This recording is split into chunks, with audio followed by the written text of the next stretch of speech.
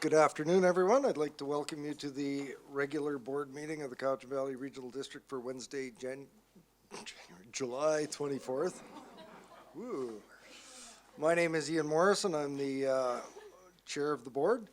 And I'd like to, before we get underway, acknowledge that we're meeting today in the territory of the Coast Salish people. I'd like to welcome alternate director Tricia McKay and alternate director Shane Ryan. And with that, I would move to item 1 on the agenda, which would be to approve the agenda. There's a couple of notes I'd like to bring to everyone's attention. SR2 is revised, SR3 is revised, and there is an additional closed session, new business 1, under employee relations, a verbal report from the CAO. And with that, those revisions, could I have a motion to approve? Moved by Director Marsh, seconded by Director Yanni DiNardo. Any discussion on the approval of the agenda?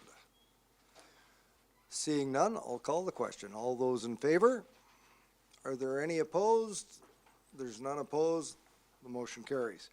Just make a brief note to those people that are in the gallery and watching at home. As part of our voting, I should just make everyone aware that when we are voting, unless it's matters to do with budget,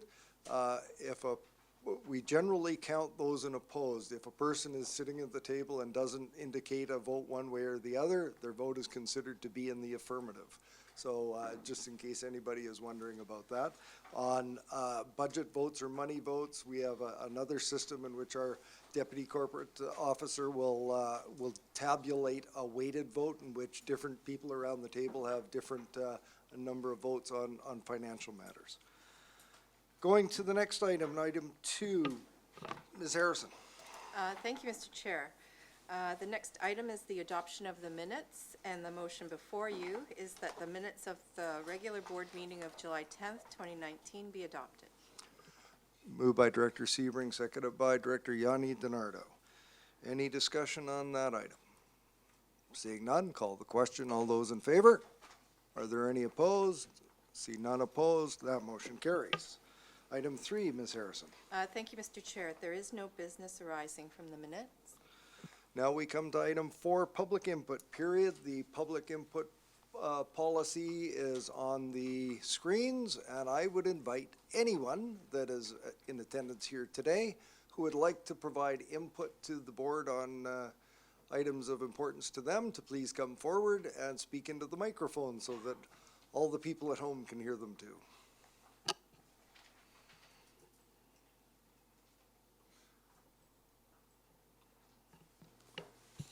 Good afternoon, Mr. Chair.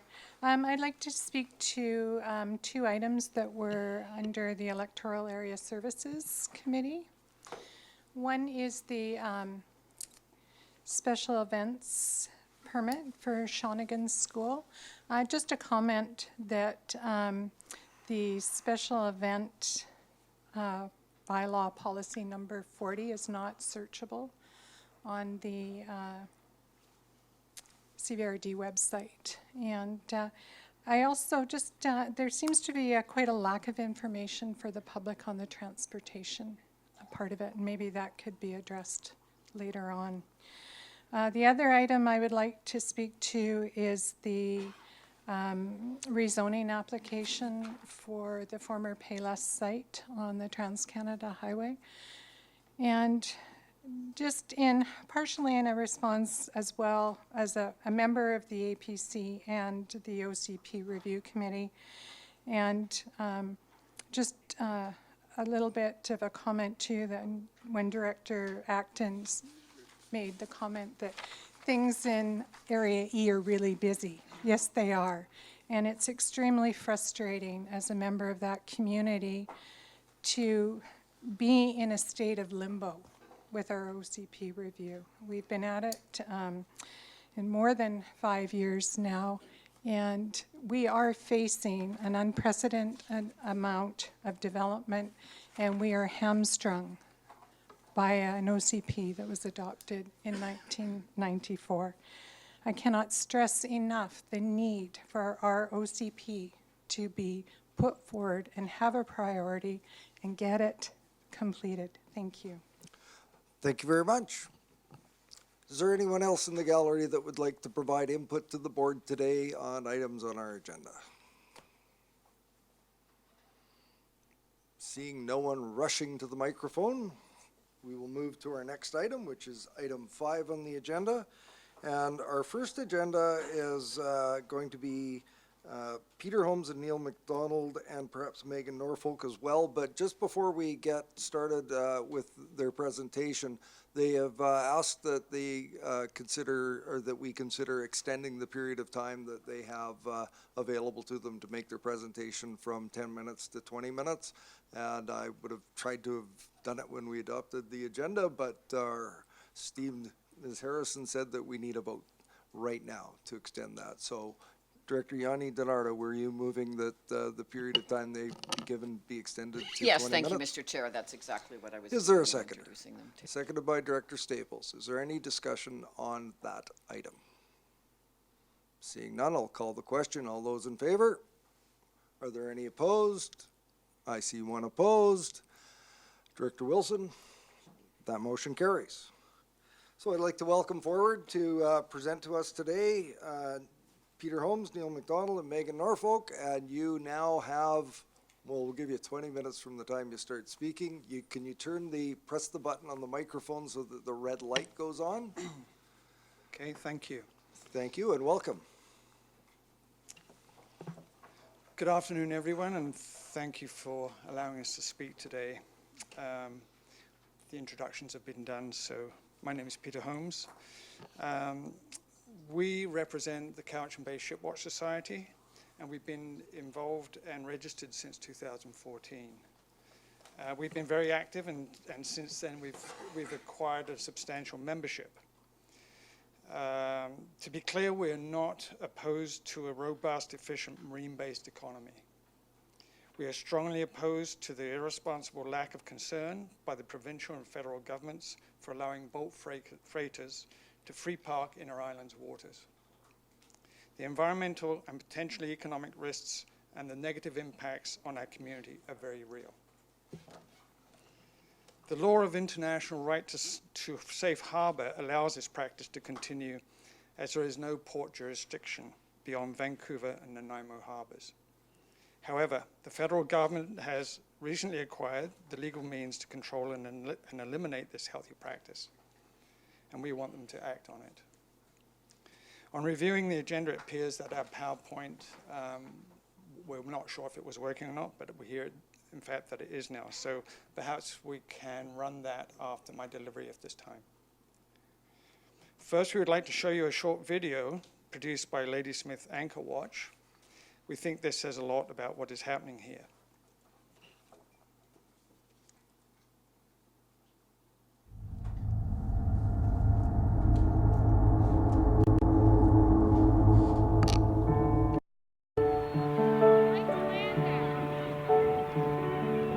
Hi, I'm Veronica, and I live on the east coast of Vancouver Island in a small place called Saltaire. Vancouver Island is a bigger island which borders the South Gulf Islands. You may have heard of some of them. There's Pender, Penelakut, Thetis, Salt Spring, Gabriola, and Valdez, just to name a few. This is my backyard, where I live and where I play. But it's also Canada's backyard. People from all over Canada come here to play. Whether it's swimming, fishing, crabbing, paddleboarding, sailing, or yachting. And the orcas play here too. And the eagles, otters, seals, and endangered herons. Lots of amazing wildlife call this place home. And this is all at risk because of the freighter invasion.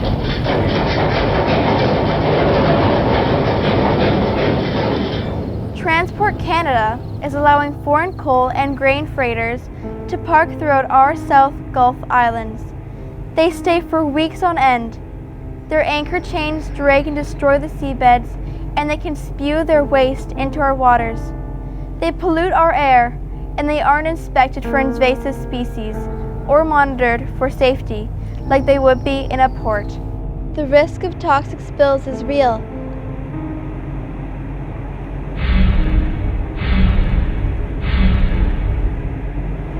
Their generators run 24/7, and the noise and blazing lights hurt our herons, eagles, and orcas.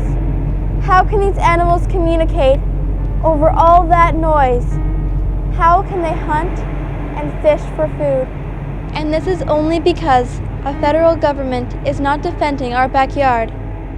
So why is it okay to use this amazing place as an industrial parking lot? Some people think it's international law and that we have to let them park here, but that's not true. It's Canadian maritime law that says that they can find safe harbor for a reasonable amount of time. But they're not parking here for safety reasons, and weeks or months is definitely not reasonable. And some people think that it's good for the economy, but that's not true either. There's no jobs made by them parking here. They actually hurt our local economy, our marine recreation and fishing jobs. They are putting this whole beautiful place at risk for nothing. But there are easy solutions. Container ships have just-in-time berthing rules. They show up just in time for their shipment and don't need to anchor like this. So why doesn't the government make the coal and grain ships do the same thing? Our federal government has the authority to ban freighters from parking around the South Gulf Islands. We can save this amazing place from being used as an industrial parking lot for foreign freighters. You can help by talking to your MP and the Minister of Transportation.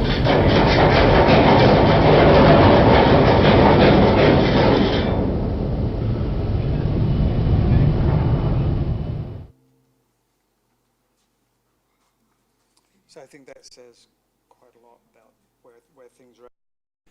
But relating to the CVRD's vision.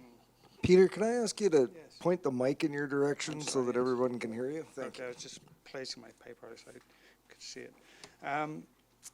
Relating to the CVRD's vision for our valley, firstly, being the most livable, healthy area in Canada, freighters in Cowichan Bay and Stewart Channel are anchored close to shore. They disturb our sleep, general health and well-being of residents from lights, noise and air pollution. This practice is ultimately and may already damage property values, tourism and related employment.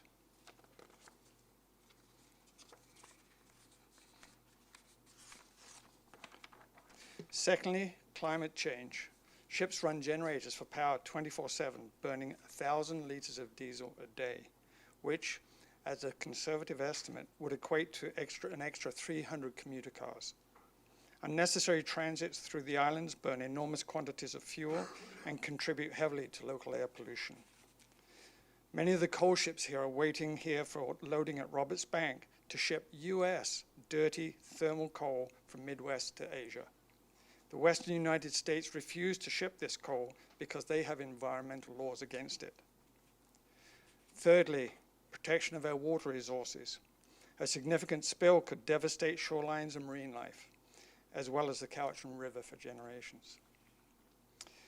There are 33 anchorages around the south coast. In Cowichan Bay during 2009-2010, just a handful of ships anchored here. In 2018, that number had increased to 287. The forecast is for the number of ships to keep increasing.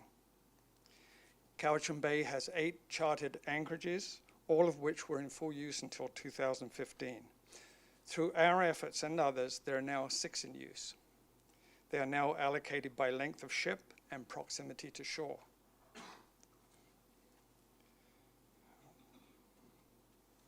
Let's find my spots here. These 6 were moved somewhat further away from shore due to complaints to authorities from residents from noise, light, and smoke. Most ships are waiting here for grain and coal, unmonitored, other than the occasional Transport Canada spotter plane, which occasionally flies over checking for spills. These ships, many 300 meters long, swing hundreds of feet of anchor chains around our ocean floors. Anchor chains scour the seabed, destroying sensitive marine habitat. Also, fish predation from seals increases with lights at nighttime, further reducing killer whale food sources. We and other groups have been monitoring and collecting data on shipping since 2009. We've recorded ships loitering for as many as 58 consecutive days. We've been researching the cause of this practice by finding responsible authorities, contacting governments, both provincial and federal, and having numerous meetings with Transport Canada, Chamber of Shipping, Pacific Pilotage Authority, Nanaimo Harbour Authority, politicians and other stakeholder groups. Transport Canada now has a clear picture and recognizes that there are missing links in the supply chain movement of materials between shippers, ships agents, ships owners, ports, and their government. In business terms, there is no efficiency of economics between the supply chain of materials and the shipping industry. As the current practice stands, producers, ship owners, and shippers are losing money with idle ships through inefficient management of our ports. Ships at free anchorages contribute nothing to our national or local economy, but use the islands as free parking for maintenance. For example, the Cape Rainbow, which just left last night, currently was in Anchorage Sea, has been sitting for 32 days. Port fees would have cost them $250,000. Transport Canada's Ocean Protections Plan, with a budget of $1.5 billion, has been in existence for nearly 3 years. Transport Canada has initiated forums for input from stakeholders and community groups to attend in Vancouver. We have participated in 3 of those. The OPP has mandated consultations with First Nations and community stakeholders for their marine environmental management plan. Unfortunately, they are extremely slow to implement their Anchorage impact study. Transport Canada has made an effort to minimize ship noise and light impacts on residents by implementing what they call an interim protocol, proposed essentially to spread the pain around all 33 anchorages. This is in around the South Coast. The purpose was to engage the Port of Vancouver in ship placement allocation versus the previous random ships agents' overuse of preferred sites. Unfortunately, this program only is able to request ship owners and captains to adhere to this protocol on a voluntary basis. It has only been partially successful as ship numbers have increased, and often ship captains do not respond and generator noise cannot be turned down. Consequently, very little improvement has been felt by communities within view or earshot. There is also no security oversight for illegal immigration, none for contamination but from ballast water and other discharges. There is no oversight of these ships at anchor from any official body other than the initial contact with Canadian border authorities on entering Canadian waters, and the direction of a government pilot on board who advises the ship's captain on a navigation course to the allocated anchorage. The use of these anchorages causes unnecessary excess movement of ships through the Salish Sea, adding disturbance to marine life, especially the southern resident killer whales. Recent Transport Canada changes read as follows. The Canada Shipping Act under Section 35.1 provides that the Governor and Council may, on recommendation of the Minister of Transport, make regulations respecting the protection of the marine environment from the impacts of navigation and shipping activities, including regulations with respect to, among other things, relating or prohibiting the operation, navigation, anchoring, mooring, or berthing of vessels or classes of vessels. Now, this gives Transport Canada jurisdiction over anchorages. Time is of the essence, and with an election coming up, more pressure is needed to move legislation along on this anchorage issue.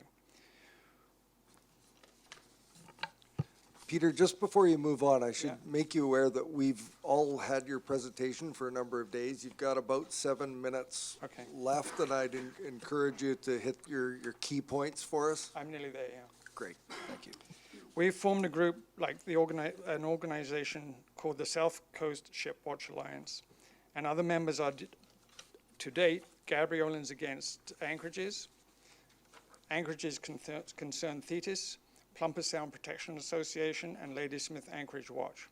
We are also in dialogue with Arbutus Ratepayers Association and recently formed Salt Spring Island Group.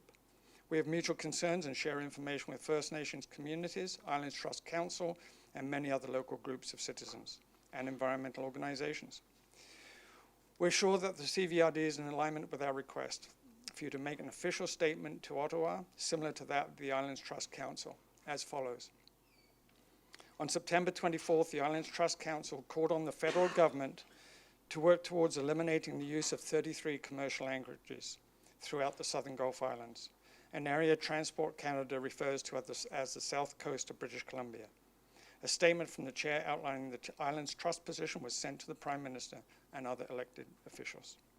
So can we please have your support in writing a letter of a similar nature to the Transport Minister, Mr. Mark Garneau, in Ottawa as soon as possible? Thanks for your attention. Thank you very much for the presentation. I'd ask you to stay there and see if we have any questions from directors for you. Director Yanni DiNardo. Thank you very much, Peter. My question was the economic development. Is there any economic development that they bring to our community? Absolutely none, as far as we found out from our resources and searches. Because that's what I get asked from people when we talk about the ship watch and that. So, and the just-in-time rule, they're just not bothering to do it because they have free parking. It's Cowichan Bay, there's a thing about free parking. We have or addressed parking. the Port of Nanaimo on this issue. We've addressed the Chamber of Shipping on this issue. And the Chamber of Shipping says that they can be scheduled, whereas the Port of Nanaimo says that ships cannot be scheduled. So there's conflicting issues, but the Chamber of Shipping says yes. Part of the issue also is, Could you come to the microphone, podium, please? To the podium?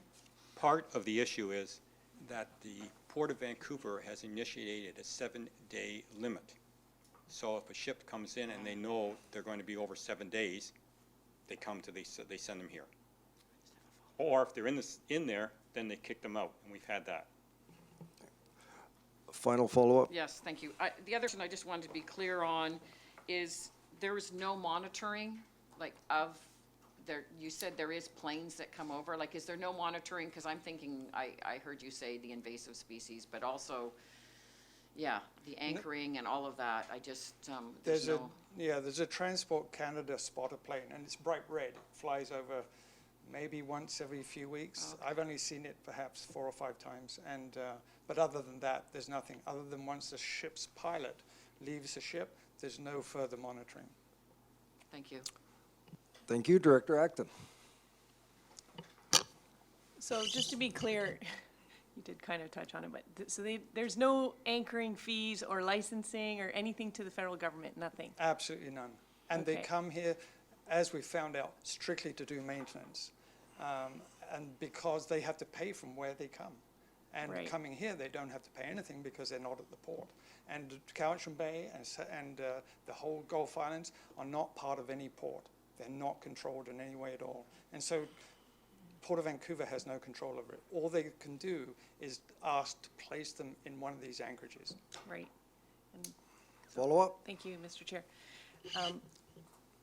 Well, it certainly sounds like a legitimate issue that I actually hadn't considered before, and I know that we don't like to do resolutions on the fly here, but are we able to write a letter or put it on another agenda so that we could look at least the request of the letter? Point of order, Mr. Chair. Ms. Harrison? Thank you, Mr. Chair. In order to make a resolution, you would have to waive board policy with regards to making recommendations or resolutions in conjunction with the delegation. Yeah, I thank you for that, and I'd already considered this, and it would be more than appropriate, given that we've got some information, that if the board wanted a letter to be written, that the matter could be referred to staff and the chair for the creation of a letter that could be brought back here for review and then to be sent off. So that would be in order, correct? Moved by Director Yanni DiNardo, seconded by Director Acton. Everyone's clear. Director Sebring. I just wonder about the timing of this. I'm not opposed to writing the letter, but given where we are in sort of the political calendar, by the time we get back together to approve the letter and then get it sent off, we're into a federal situation with an election that's essentially a lame-duck government is not going to make any decisions. I'm wondering whether we want to hold our fire until after October 21st. That's just a thought. It's my anticipation that I would be able to, working with staff, have something to bring back to the board in 2 weeks. 2 weeks? Okay. 3 weeks. See, that's my point. Everyone, Director Marsh?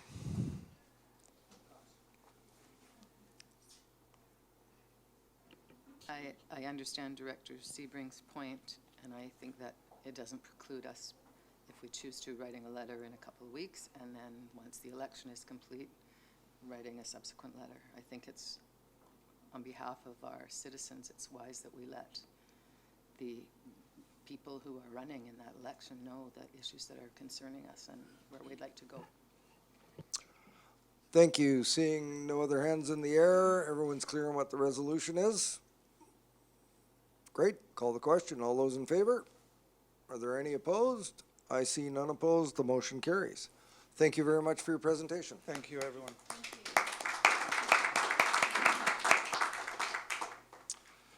Next up, item D2, in regards to the Cowichan Valley Public Art Gallery. I understand a slight difference from our published agenda. We will have our former Member of Parliament, Jean Crowder, and we will have Doreen Melton presenting today. Welcome very much, Jean. Great, thank you, Mr. Chair, and I'm just going to introduce the folks. Dorian Melton is going to present, and we have a number of board members and committee members present here. Cindy Lack, Mark Hazel, Jock Hildebrand, who's the chair of the Cowichan Valley Public Art Gallery Society, Peter Rustland, and Wendy Robinson. And I'm just going to turn it over to Dorian. Mr. Chair, members, I want to thank you for having this opportunity. We are introducing ourselves. We're a group who formed roughly 2 years ago with the intention of bringing a Class A art gallery to the Cowichan Valley. And what that means is a gallery that's specifically built to be able to accommodate national and international touring art shows. There's our environmental standards and security, things like that, that unless they're in place, you don't actually qualify to get some of the shows that are out there that we'd be able to get. And we want to be able to bring art from outside the valley, from outside the island, from around the world. We want to be able to bring that to this part of the valley. I have a PowerPoint presentation here. Jock, can you just help me get this started? It should be on the screen there. But I don't, is the tech person here? Is it down below here somewhere? Get out of here. I'll let you do it. Thank you. Was it this one? Yep, that's us. Thank you very much. Okay. Thank you. So this is an ambitious project. We're looking down the road, maybe 5 to 7 years. We're hoping to raise around roughly $35 million to build a brand new purpose-built building. And we can't really do that without the support of, just about every level of government that we can find, including yourselves. And today, I think what we're hoping to do is introduce ourselves and to let you know that we're hoping you'll be able to agree with us that this would be a good thing for the Cowichan Valley and Vancouver Island. And we are hoping that we can convince you to write us a letter of support in that regard.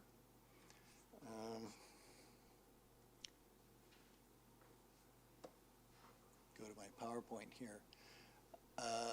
We're looking to enhance the lives of everybody, from kids to seniors and everybody in between, with a large place where they can see constantly changing shows of art. Right now we've got maybe 150 members. We're constantly out there looking for people to join our group and sign letters of support. I love this picture. This little girl is actually in Scotland. Her mother dropped into a gallery in Edinburgh on the way home from dance class and captured that picture. And that picture is worth about 5,000 words.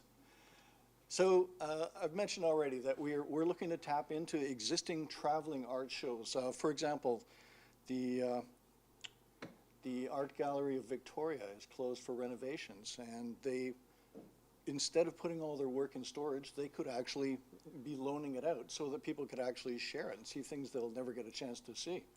I think a rather large gallery in Boston did the same thing. They were having massive renovations. They have really huge collections. And it's kind of a shame to have them, you know, stuck in a storage shed while that's going on. Could be out touring. We are looking for a quite a large space, 25,000 or 35,000 square feet. We're looking to have a place where we can accommodate really large pieces if we need to, something that really doesn't exist in the valley at the moment. Since I only have 10 minutes, I think I'm just going to cut to the chase. We think that this project makes economic sense for the Cowichan Valley. I see all kinds of projects kind of coming online that will increase people's desire to come to the valley, to stay here for a little bit longer, maybe even live here. And I think this fits right in with that kind of thing. It's not a resource-based thing. It's kind of a green project, which I think we could use more of that.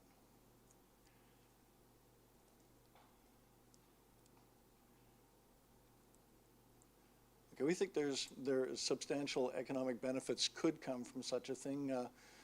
There's a standard figure out there of spin-off of a value of 7 to 1. For every dollar invested, it's been calculated that $7 accrues to the surrounding community through employment, hotel stays, visitors, that kind of thing. And, you know, I'd love to be able to show you a picture of the art gallery. There's some pretty amazing art gallery buildings out there, and of course we don't have a building yet, and it's even too soon to even imagine what it might look like. I mean, when we talk to people about this, they automatically want to see something, and I wish I could show you something. This gallery would have an outside component as well. What just disappeared there was an outdoor sculpture gallery. So we're looking to have an inside space and an outside space and make it, you know, a place that you would want to come to, stay, and come back. See again. I think what's coming up now is a picture of a gallery that, well, this is the Guggenheim Gallery in Bilbao, Spain. Designed by a Canadian architect, actually, Frank Gehry. Works in the States now, but this was his design. And apparently it transformed partially their economy. They had a resource-based economy. I think it was coal. And they were falling on hard times. They were a port city, high unemployment amongst the youth, that kind of thing. And they weren't just building a gallery. There was a large project to address these issues with the economy in Bilbao. But the gallery was part of it. And there's many people actually travel to see these kinds of things, myself included. When I travel, I mostly travel to cultural things that I couldn't see otherwise. And I go to big art galleries and museums. Almost my first stop anytime I go anywhere. So like I said, we're hoping that we can convince you to give us a letter of support. Are there any questions? Can I answer any questions for anybody? Director Martian, is there anyone else? Yes, thank you, Mr. Chair, and thank you for your presentation. Thank you. I know that at one time, the Chemainus Valley Arts Council was looking to do a very similar thing. I'm sure you're aware of that. I personally am not. Okay. I could answer that question. Okay. Yes, there's Jock Hildebrand speaking. I'm the president of this club. There are a number of different initiatives being undertaken right now. All of them, Lady Smith Chemainus and actually a couple others who are looking at arts-based initiatives. Ours is quite different from everybody else's. Our art initiative, we're talking about bringing in, the majority of it would be what we call outsider art. The local people who are talking about the Chemainus issue and all of those are multifaceted art things, theater, music, that sort of thing. We're specifically looking at bringing in art. We're talking 10 to 15% in our policy, 10 to 15% local artists, but our initiative is primarily to bring art that wouldn't be seen inside the valley. So if I may Follow follow up? up. So thank you, Mr. Hildebrand. So I understand that originally Chemainus was looking at, I think, the kind of thing you're talking about. I forget the name for it, but the type of gallery space that's sealed so that you can bring really valuable art and show it. So have you, I guess I would need to know that you discussed that with them, and as a region, all the arts groups have decided to support this group. We have letter of support from most of the arts councils. We have Including the Chemainus Valley Arts Council? We haven't got one from them, but I have had discussions with their executive. We've agreed, at least provisionally, that this sort of split where we would bring in outsider art, we would be hiring a professional curator, we'd be having all of those things that a proper art gallery, public art gallery would have. A lot of the people who are in the arts in the valley actually have galleries that local artists pay to exhibit in. Ours is entirely different. We would be paying Carfax fees, which means that artists who come in get paid to exhibit as any proper professional would expect to be. This is a Canadian-wide initiative, Carfax fees, which stipulate the amount of money that artists should be paid in order to exhibit. So there are some very different approaches. Ours is quite one-pointed, and as opposed to the others, which often have other aspects such as music, dance, theater, that sort of thing. So as I say, we're very, very one-pointed in terms of our approach to this. Thank you. Thank you, Director Seaberg. Thank you, Mr. Chair, and through you to Director Marsh. We've received a delegation application from this group at North Cowichan, and we've arranged to have both them and Chemainus appear simultaneously so they can duke it out in front of us and figure out exactly what the differences are. I'm looking through your PowerPoint, and the slide didn't come up. I'm gathering you're having some trouble here. You have a list of who is supporting our project, and you've got the MP and the MLA, and the Mayor of Duncan, and the Cowichan Agricultural Society, South Cowichan Arts Council, Cowichan Valley Arts Council, Bluegrass Winery, and a guy named Al Sebring, the Mayor of North Cowichan. I don't really care that you spelled the name wrong. But on what basis are you saying this? Because I don't know that I've ever written a letter of support for this. I know I had my picture taken with you at the Maple Bay parade, but, and I'm not saying I don't support you. I'm just wondering how this list was put together. This list was put together from emails that I received from the individuals. So I have written So I sent you an email saying I support this? No, as a matter of fact, I spoke to you. Sorry, some I did speak to, and others were, the vast majority were emails. I think you were the one person who spoke to that. Also, I'd like to mention that the City of Duncan has given us a letter of support just very recently. Thank you very much. And that may well be forthcoming after you appear before North Cowichan. I was just curious how this list was put together because I don't remember. Yeah, I very carefully, prior to the election, being somewhat clued in how this stuff works, wrote to virtually everybody, every councillor, and asked for support, and I received the vast majority. And that list came from that, either from emails from there or vocal letters or vocal support. All right, thank you. Director Staples. And just on that note, to just for clarity's sake too, that it should say that City of Duncan Council, not the mayor. Thanks. Excellent. So I've got myself on the list, and I'm just wondering if you have a support or a draft template support letter that you are providing to various organizations, or are you? Yes, we have one. We can send that to you. All right. So thank you very much for that. So I guess we would have to see what that looks like, and much like we did the last one, refer to staff and the chair to prepare a letter of support for presentation to the board. So would someone be inclined to move that? Moved by Director McGonigal, seconded by Director Nicholson. Any discussion on this item? Seeing none, I'll call the question. All those in favor? Are there any opposed? I see none opposed. The motion carries. Thank you very much for presenting today. Thank you very much for your time, folks. Appreciate that. Thank you.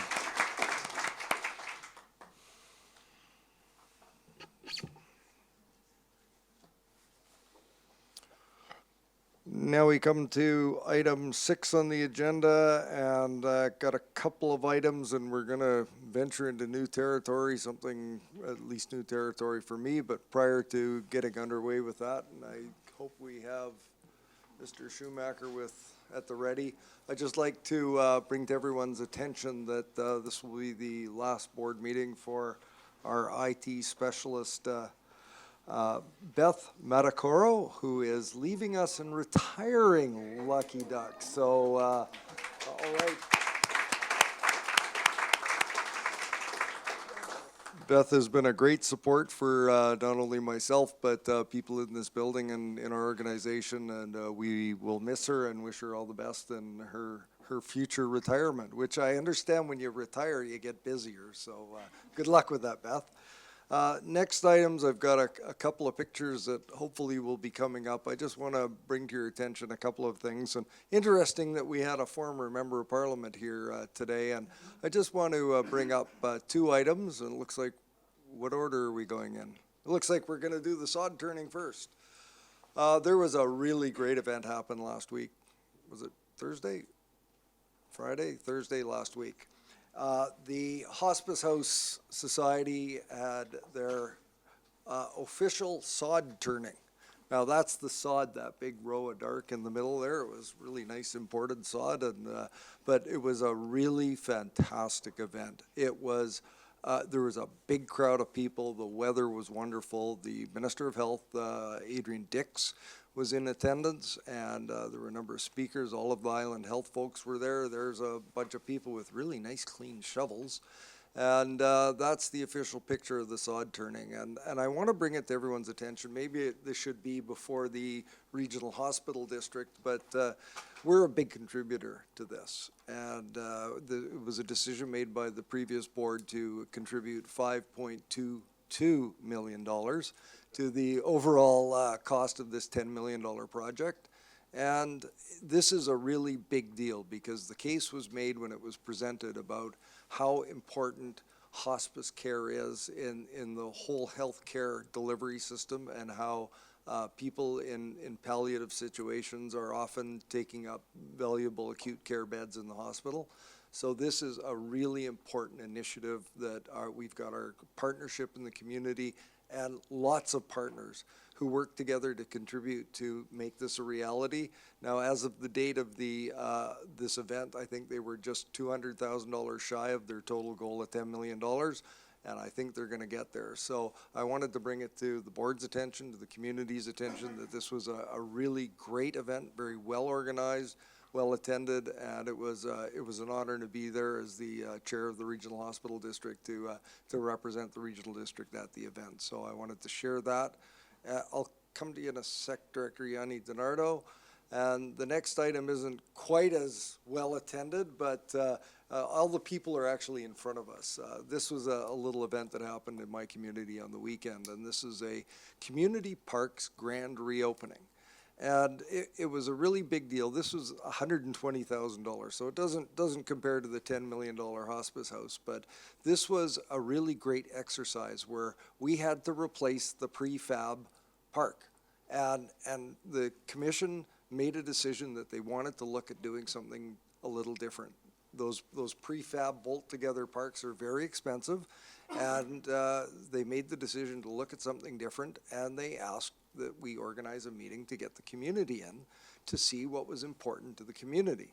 Now, that fellow in the suspenders in the middle was a big advocate for this. His name is David Lowther, and we had a community meeting, and it was mostly people of a little bit older age, not a lot of park users, but a couple of young gentlemen came in, 10 or 12 years old, and they walked up to some of the drawings and the artist renderings, and the first thing out of one of their mouths was, "Where's the zip line?" Well, those two green things in the back behind the tree, that's a zip line that will accommodate kids up to, well, kids of all ages up to 140 pounds. And it is a really great treat to have in our park. So this was a really wonderful event that happened on Bay Day on Saturday. And myself, Mr. Lowther, and our Member of Parliament, Alistair McGregor, who was gracious enough to come out and attend. He walked in the parade with me. He attended the ribbon cutting and also presented prizes for the best decorated bicycles for the kids that were in attendance at the event. And I want to bring this up because everyone knows that there's something happening in October that will affect all of our lives in some way or another. There's a federal election coming up. And though the writ hasn't been dropped, I've been fortunate to have our MP attend events in my community, and all I had to do was ask. And I would suggest to you that if you've got a park opening or a community event that's going on somewhere in your area, that reach out. Their office is literally across the street. Make a request of Mr. McGregor's staff, and they will do everything in their power to have him come out and represent in your community. And he's been very helpful with me. It was great that he was able to attend. This is the best little parade on Vancouver Island, is what they call it. It's about 2 blocks long, but very popular, as you see people lining the streets. And so that was what went on in Honeymoon Bay on the weekend. So those are all I have to present as far as the chair's report. We've announced that Beth is retiring, and I will go to Director Yanni DiNardo. Thank you, Mr. Chair, and that's an awesome park. I've been there and checked it out, and unfortunately, I was unable to attend, but good for you and congratulations. I wanted to mention with the hospice, and I've been sitting at this chair long enough that I remember a former board chair, Rob Hutchins, speaking about hospice and how he saw something in Vancouver. And I must say, once Rob gets on something, he keeps on going. So I really want to mention him because he has been in the background all the time. Rob, just really doesn't stand out in any of the photos or anything, but I must say even his donation, I was reading their annual report as well, but I just want to acknowledge our former board chair, Rob Hutchins, for how much he's worked on this. Thank you. Thank you, Director Yanni DiNardo. Director Wilson. Thank you, Mr. Chair. I've been involved with hospice since for the last 13 years or so, and I honestly, they do an incredible job. Every single one of them volunteer. I hope you never have to get involved with hospice on a personal basis, but if you do, as we did, they will give you everything that you need. They will give your family everything that emotionally and physically, and they are a great organization. Anything else extra you think you can do for them, by all means, it would be greatly appreciated, and it will go a long way. Thank you. Thank you, very apropos. Thank you, Director Wilson. That concludes my report. Ms. Harrison. Thank you, Mr. Chair. There is no correspondence and there are no information items, so the next items on the agenda are the committee commission reports. CR1, Director Acton. Thank you, Mr. Chair. This is from Director Services Select Committee, reports and recommendations. The recommendation is that the Code of Conduct for Elected Officials policy be approved. You're moving that? Moved. Seconded by Director Marcotte. Any discussion? Director Marsh. I'd just like to repeat, well, I won't remember verbatim, but some of the things that I said at committee about how well I felt that Ms. Mohan captured the input of the committee. We looked at several documents, and they were all had a sort of a different style. And as is often common around a board of elected people and on committees, different viewpoints were given, and she came up with a plan, a code of conduct that everyone on the committee agreed to, and I think it's succinct, and I think it was really well done, and I wanted to express that. Thank you, Director Marsh. Seeing no other hands, Director Nicholson's thinking of putting her hand up. Director Nicholson, you have the floor. I'm just wondering where it is. It's right here. It was contained in the staff report from the last Director Services Committee. Yes, I'm told from staff, that's where I went and got it, so. But in regards to the motion on the floor, I'm gonna call the question. All those in favor? Are there any opposed? We have one opposed. Director Smith, the motion carries. Next item, CR2. Turn to Director McGonigal. Thank you, Mr. Chair. I've been asked to pull number 7, so Hold for just a second, I've got two hands in I'm the air. sorry. Director Nicholson. Well, I just think it would be helpful for everyone if we could, you know, when we're approving something like that, it should be available for the public and for us to easily find. And maybe it would be possible to reload it on these things. I'm looking to staff for help as far as the, pardon me, Ms. Harrison. Thank you, Mr. Chair. The intent of the agenda is to carry forward the committee recommendations that occurred during a specific meeting. So in the tagline or the subject line for the report, it tells you the date of the committee, which is where you would go to look for it.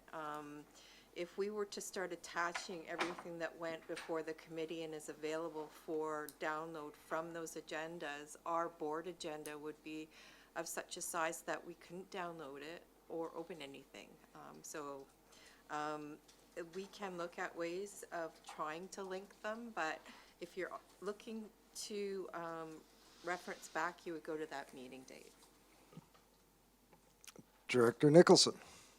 Okay, I get it now. But maybe we could have another tagline in the report or that just refers you back to it. Because, you know, if you're not that bright like me, you can't find these things. Director Kuhn. With regard I to just CR remind you that the motion has been passed. Oh, yeah, no, I'm referring Okay. to CR2. All right, The upcoming one. it hasn't been presented yet. Oh, okay, presented, then I'll speak to it. Excellent. Would you like to turn your mic off, Director Kuhn? Director McGonigal, the floor is yours and so's the report. are you sure this time, Mr. Chair? I am sure. Thank you. I've been asked to pull number 7. And if there's anyone else, I will wait. Director Kuhn. I'd like to have item 9 pulled. Director McGonigal. Thank you very much, Mr. Chair.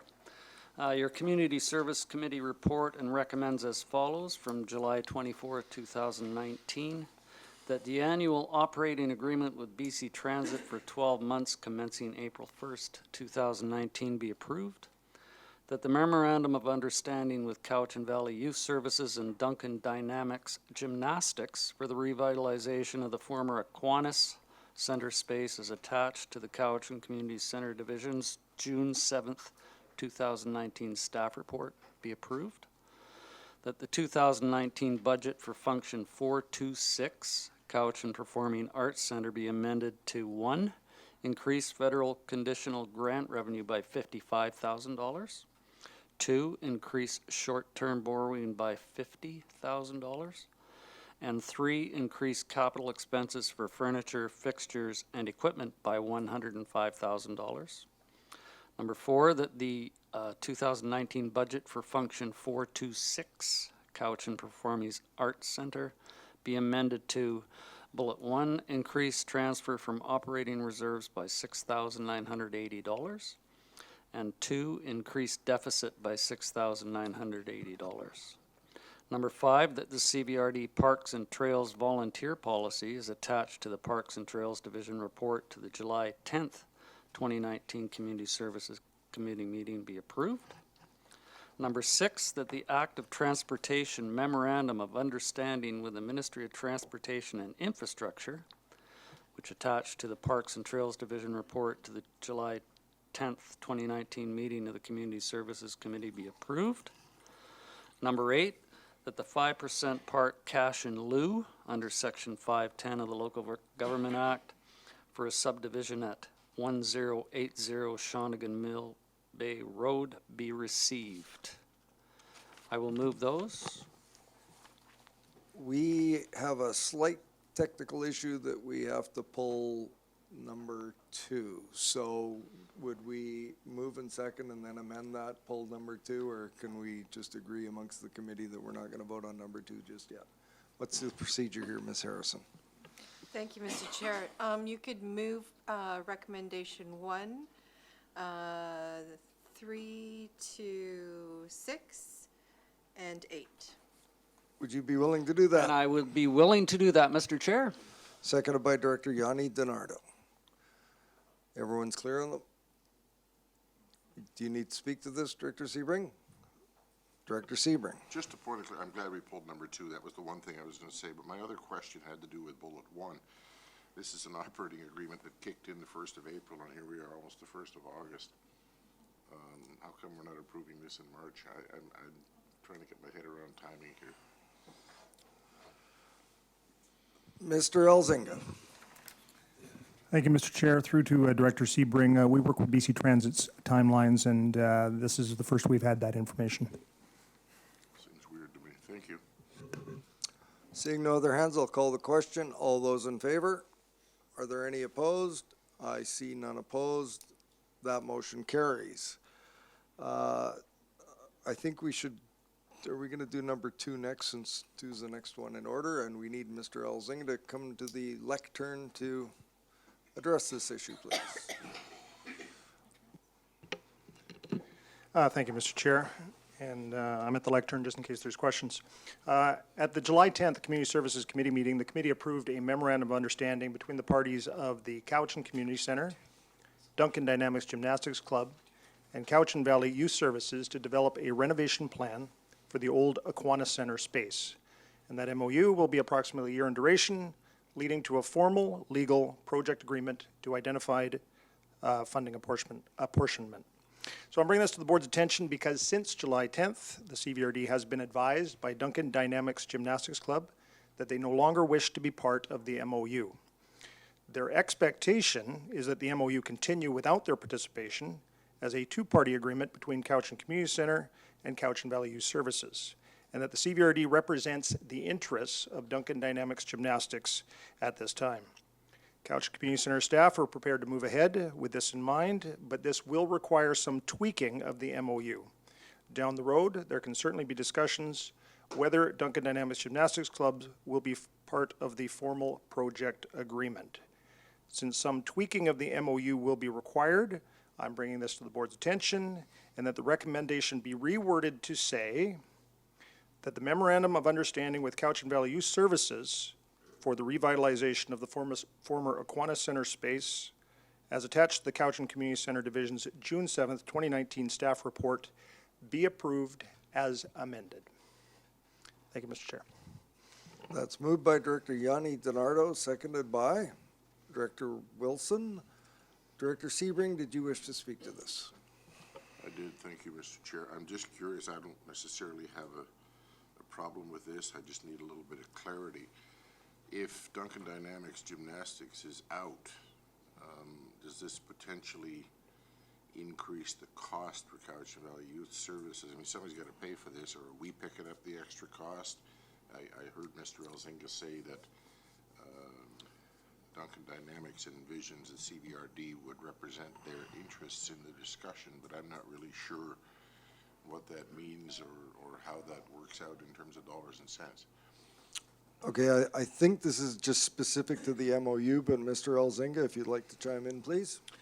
Thank you, Mr. Chair, and that's certainly the case. The MOU is a preparation type agreement leading to this formal project agreement down the road, where costs would definitely be specified. So at this point, it's providing input into what that renovation would look like, and eventually get to a draft document, draft proposal on space allocation, that sort of thing. So at this point, I'd say it's premature. We don't know what the cost implications are. Supplementary, if I may. Follow up? I'm just wondering, do we have any indication if Duncan Dynamics Gymnastics wants to pull out of the MOU, whether this is a precursor to them perhaps pulling out of the space and finding someplace else. And then we're into a whole different paradigm in terms of the renovations that are needed in the space that's available for Cowichan Valley Youth Services. Is that what's behind this, or is it just a case of they didn't want to be bothered? Prior to answering, hang on just a second, I want to seek some clarification.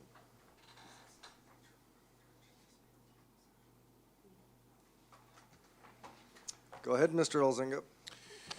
So through to Director Sebring, the answer is no. Their intention is to be at the center long-term. So what we are talking about here is an expansion of their current space. And at this point, from what I understand, around Duncan Dynamics Gymnastics, they're dealing with some internal issues, and they cannot contemplate expansion at this point. They may be able to 6 months, a year down the road. They are certainly prepared to stay at the center and enter into a long-term agreement. That's my understanding. I'm turning to Terry Askham, who's also here, and that's her understanding as well. So there is no intent to leave the center. The intent is that perhaps expansion for Duncan Dynamics is not in their best interest at this time. Okay, we'll see what it looks like going forward. Thank you, Mr. Chair. Thank you. Director Acton, you were next. Thank you, Mr. Chair. Well, this changing things at the last minute right here doesn't give me the warm and fuzzies, but it's just an MOU. But did this originally come from the commission? I feel like if that is the case, that's how I'm remembering it. Shouldn't this go back to the commission for them to give input? Like, this seems a little premature now, and then it's a year. We're talking about a year process, so what's 2 weeks if we, I'm feeling at the board level that we shouldn't be rewording things like this on the fly at the last minute. Mr. Elzinga? To my understanding, Mr. Chair, I'm not aware of any implications if the board chooses to refer that back to the commission. I'm again turning to Terry Askham if she sees any implications of a 2-week delay. She does not, so. Thank you. Director Marsh? Mr. Chair, if I may. My apologies. The next commission meeting is for September, so it would be longer than 2 weeks. It would obviously be a couple months. Thank you. Director Marsh? Thank you, Mr. Chair. Mr. Elzinga, can you remind me if this MOI and the intention of this youth group and the gymnastics, will they be using all of the free space at the aquatic center then? Mr. Elzinga? So through to Director Marsh, my understanding is we're talking about 4,000 to 5,000 square feet of primarily unused space since the Cowichan Aquatic Center was constructed in 2008. So we're talking some lobby space, some change rooms, and that's primarily the space that we're talking about. Currently, there are 3 staff offices for the Cowichan community in that space, as well as a teen drop-in space. So there would be some discussion through this MOU around teen drop-in programs, office space location, and the use of the unused spaces right now. So that's really what we're talking about through the MOU. So if I may, potentially Follow there up. will be some unused space that could be used for something else? Or is Mr. this going to Elzinga. take care of all the unused space if we go ahead with this? The intent is really to develop all of the unused space currently in the Aquana Center, as well as some currently used space that may be repurposed. By these 2 groups? By these 2 groups, as well as the Cowichan Community staff, Cowichan Community Center staff will have Duncan Dynamics in mind in case there is some developments to their benefit. But there wouldn't be any room for anything else to go there? I cannot imagine so, no. Okay, thank you. And I'd just like to remind everyone, this memorandum of understanding is just the discussion or the agreement as to how they're going to talk to each other around the development of the actual program and project moving forward. Director Yanni DiNardo. Thank you, Mr. Chair. I sit on this commission, and I see absolutely no problem with this amended motion.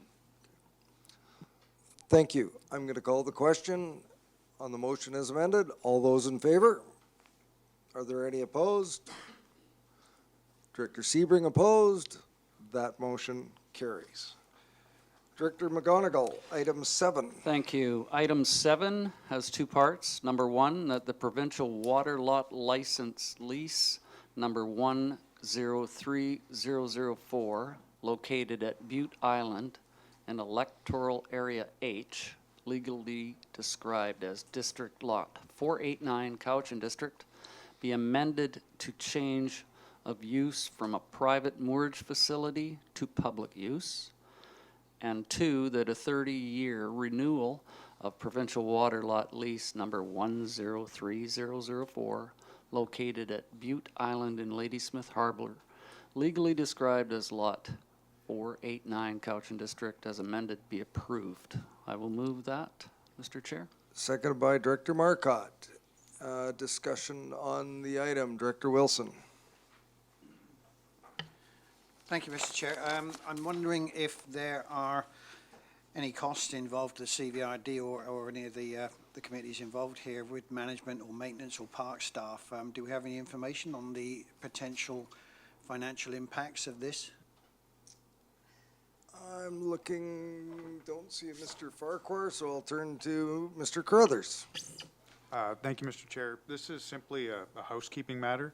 The CBRD has acquired this property. It is currently functioning as a park, so we've assumed all of those liabilities. This is simply correcting a license of occupation with the province or a water lot license that is inconsistent with its current use.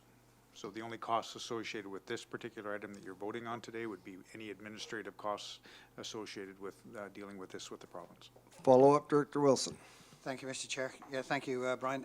So let me make sure that I'm absolutely clear on understanding this. There are no additional costs being attributed to this at all. This is purely a paper exercise. Mr. Carruthers. Yeah, Mr. Chair, so as I said, this is simply an administrative exercise to correct an inconsistency in our lease. I think what you were referring to costs of operating the park itself. The CBRD has already incurred those liabilities in the decision to create this park. This is simply the matter of correcting that inconsistency in our lease wording. Director Marcotte. Thank you. It isn't just the CVRD that is doing this. We are working with the town of Ladysmith to get we have both put money into it, and we will carry on with that in the future. So it's something that's well needed in the area, and it's a benefit already. Thank you. It's been duly moved and seconded. All those in favor? Are there any opposed? I see none opposed. The motion carries. Director McGonigal. Thank you. And number 9, Mr. Chairman, that the 2019 budget for Function 239, Electoral Area I Community Parks, be amended to number 1, increase transfer from operational reserves by $11,963, and 2, increase legal fees expenses by $11,963. And you're moving that? Move that one, sir. And are you seconding that, Director Kuhn? Is there a seconder for the motion? Seconded by Director Sebring. Director Kuhn, you'd like to speak to this? Yes, I'm opposed to this. This item occurred because of a mistake that was made by the Parks Department as well as by the surveyors that surveyed Arbutus Park.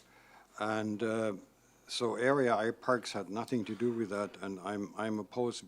We're working hard of trying to control the costs on our Parks Department, and here this item comes along, and it's 8% of our budget, and so I cannot vote in favor of that. Thank you very much. Seeing no other, I'll recognize you, Director Smith. I ask you to use caution, please.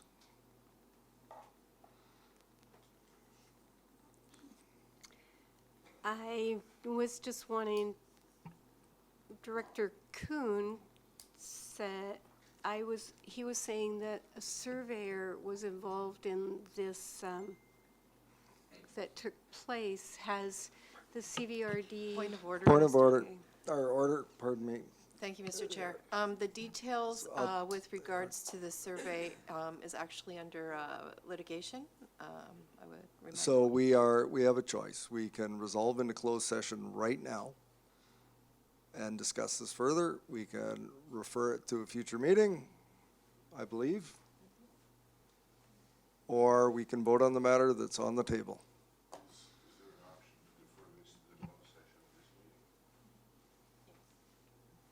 Yes. Director Sebring. Mr. Chair, I'll move that we defer this to the closed session of this meeting. Seconded by Director Kuhn. You're referring this to the closed session. Any discussion on the propriety of referral? Seeing none, I'll call the question. All those in favor? Are there any opposed? There's none opposed. The motion carries. You'll add that to the closed session, please. That concludes my report, Mr. Chair. Thank you, Director McGonigal.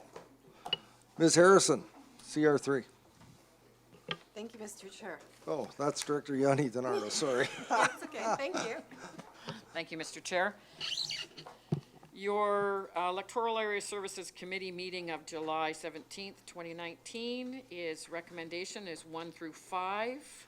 Seeing nobody wants anything pulled, I will carry on. 1, that a grant and aid Electoral Area A, Mill Bay Malahat, in the amount of $300 be provided to the Cowichan Community Workshop Co-op to support the Vancouver Island Homestead Fair. 2, that a grant and aid by Electoral Area B, Shawnigan Lake, in the amount of $1,000 is to support the Vancouver Island Homestead Fair. 3, that a grant and aid Electoral Area D support the Vancouver Island, $500 be provided to the Vancouver Island Homesteading Fair. 4, that a grant and aid Electoral Area E, Cowichan Station, Satlam, Glenora, in the amount of $1,000 be provided to the Cowichan Community Workshop Co-op to support the Vancouver Island Homesteading Fair. And 5, that a grant and aid Electoral Area E, Cowichan Station, Satlam, Glenora, in the amount of $1,200 be provided to the Coxsila Music Festival to support the 2019 Coxsila Music Festival. Move those items. I move those items. Do we have a seconder? Seconded by Director Marsh. Any discussion on 1 through 5? Seeing none, I'll call the question. All those in favor? Are there any opposed? I see none opposed. That motion carries. Director Yanni Thank you, Denardo. Mr. Chair. This is for electoral area directors only, and this is 6 through 11.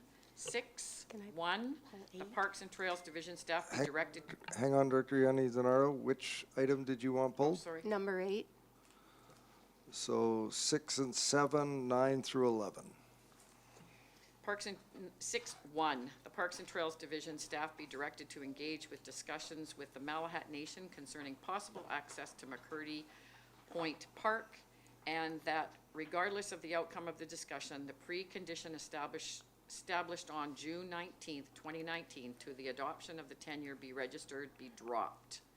2, that the public hearing be scheduled regarding application number RZ19A01, Malahat Skywalk, with directors from electorals area A, B, and C as delegates.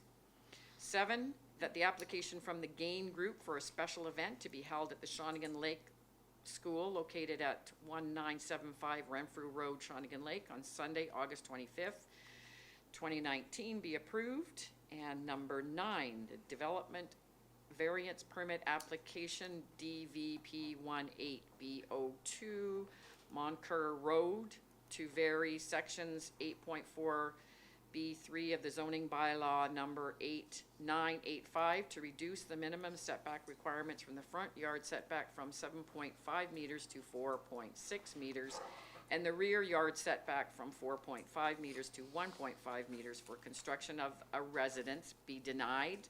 10, that a covenant 10.1, the covenant requiring storm and rainwater management measures be registered on title prior to consideration of the adoption of CVRD zoning amendment bylaw number 42812. The public hearing be held in relation to the CVRD zoning amendment bylaw 4281 delegated to the directors of electoral areas E, D, and C. And number 11, a public hearing of the zoning amendment bylaw number 4285 4000 Row Road be waived in accordance to section 4642 of the Local Government Act, as the proposed zoning amendment is consistent with the Cowichan Station Satlam Glenora official community plan. You move those items? I do. Seconded by Director Nicholson. Any discussion on those items? Seeing none, I'll call the question. All those in favor? Are there any opposed? There's none opposed. That motion carries. Item 8, Director Yanni Moving to Donardo. 8.1, the development permit with variance application number 04-G-16DP 422 Salmi Road be approved. 2, that the electoral area G Saltaire Gulf Island zoning bylaw number 2524, section 3.24.1, setbacks from a water course be varied from 15 meters to 0 meters for a staircase structure. And 3, that the prior to the issuance of the permit of the geotechnical engineering provide a sealed letter to confirm all repairs and revegetation measures have been completed and installed to their satisfaction. Moving that item. Seconded by Director Nicholson. Director Smith. I would like to amend it to be that development permit with variance application number 04G16DP 4221 Salmi Road be denied.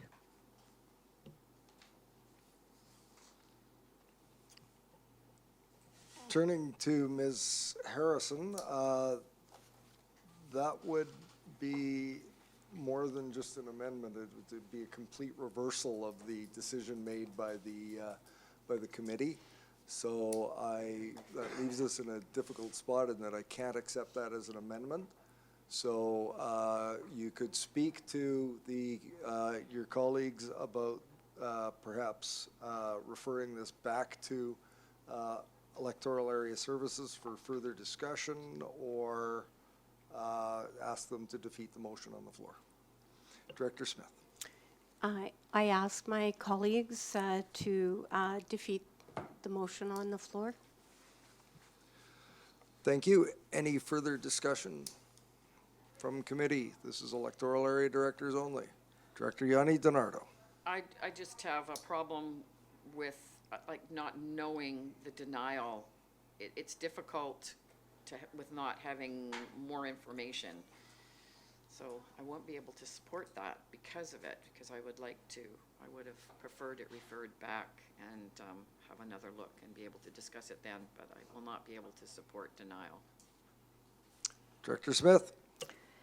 Then I ask that it be referred back to staff or back to committee.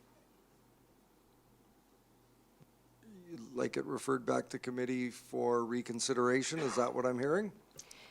Yes, Or I'd like for it Further referred discussion, sorry. for further discussion. Is there, hang on, is there a seconder to that referral motion? Is there any discussion on the propriety of referral? Director Acton. Unfortunately, I'm going to vote against referring this back. We have a lot of, this Just is on the propriety of referral, not the merit. not the merit. Okay. I can see the purpose of referring it back, but this is not the case to make an example out of. There's a lot of people who go against the rules and what should be done and not done in riparian. I don't think this is the one to make a strong statement on, so I'll be voting against it. Thank you. Any further discussion on the propriety of referral? The question is not the merits of the file, but is it appropriate to refer back or not, and for what reasons? Director Kuhn.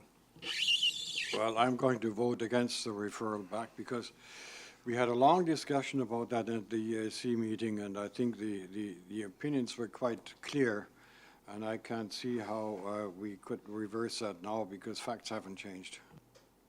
I am going to call the question on the motion to refer back to committee for further discussion. All those in favor? All those opposed? The motion is defeated. We're back to the main motion. The motion as has been read by Director Yanni DiNardo. Any further discussion on the motion on the floor? Seeing none, I will call the question. All those in favor? Are there any opposed? The motion carried. And that is my report, Mr. Chair. Thank you. I'd like to call a 8-minute break. See you back here at 3 o'clock.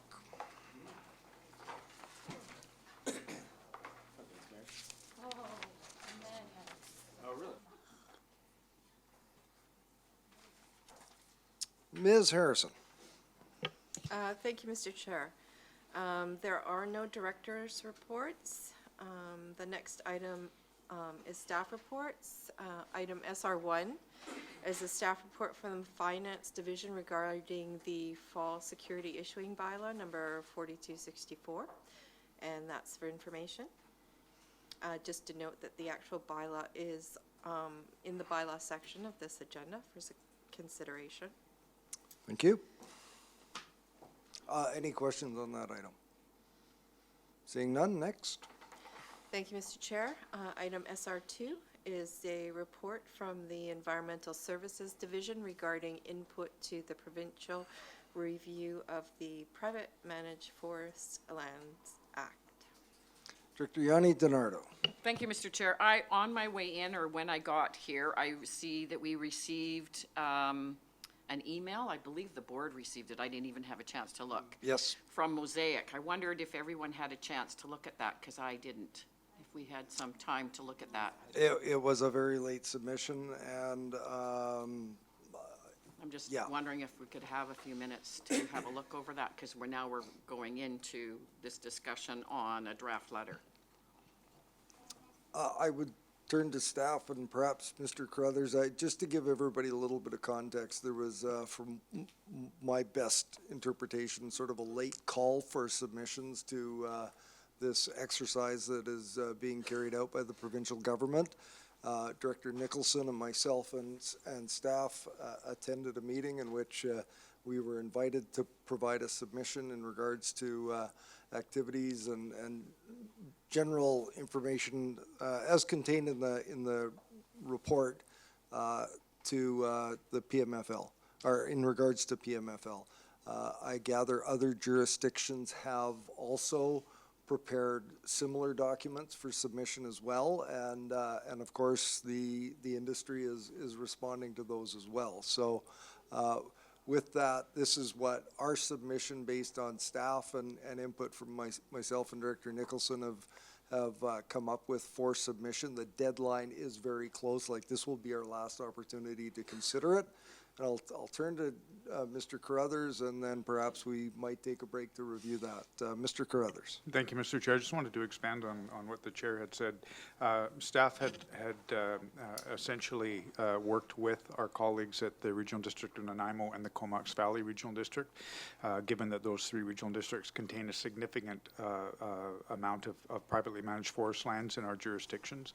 The responses to Minister Donaldson are relatively consistent, although each one of the individual jurisdictions have had their own approach to presenting that information, but it has been very much coordinated by the three local governments, and essentially reflects, I believe, what our staff have heard over the years in relation to issues that have arisen with regard to PMFLs. And you know, in reading the response drafted by our staff and those responses drafted by the other jurisdictions as well, I don't necessarily believe that it's a reflection on the relationship with the privately managed forest land owners. It is really a reflection of the legislation that the province has enacted or has not enacted in regards to provincial oversight over lands that have a significant impact on not only our water and the quality of our drinking water, but also other values in our watersheds. And so that just is the context for you. I believe that the email from Mosaic is a consistent email that was sent to the other jurisdictions as well in response to their submissions to Minister Donaldson on this matter. So I have a couple of people who want to speak, but I also want to ask the committee whether we want some time to review the submission that was sent to us just earlier today.